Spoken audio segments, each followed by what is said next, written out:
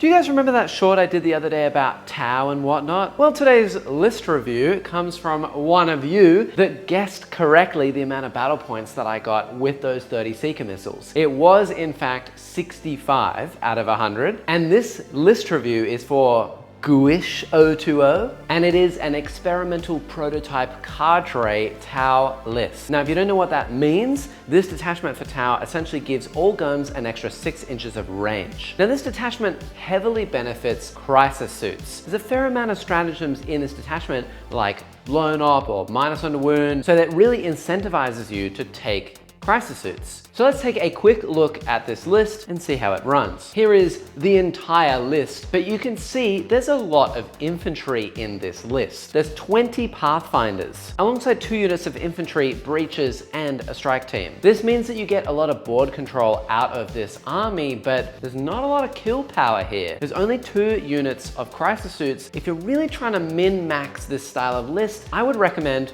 more crisis suits. I've run a similar style of list like this on stream many times, and normally I go full meme and run 18 crisis suits, which you definitely don't have to do. In particular, I would run a unit of Star Scythe suits with flamers, with a Cold Star battle suit with flamers, with the enhancement to make one of those flamers super good. Because in this detachment, with the Cold Star, they'll be able to advance and shoot and have range 18 flamers. It's really good for Overwatch, and it's really good for that strategy where you get to re-roll the number of shots made with each of your weapons. Personally, if I'm running experimental prototype cadre, that would be the unit that I include first. Otherwise, I kind of dig it. I have a lot of units that can guide your army with marker lights. The only thing I will say though is that 3 units of stealth teams are almost an auto-include. Stealth teams giving reroll hits and wins of 1 is so unbelievably good. You just need 3, not 2. Thank you for submitting that list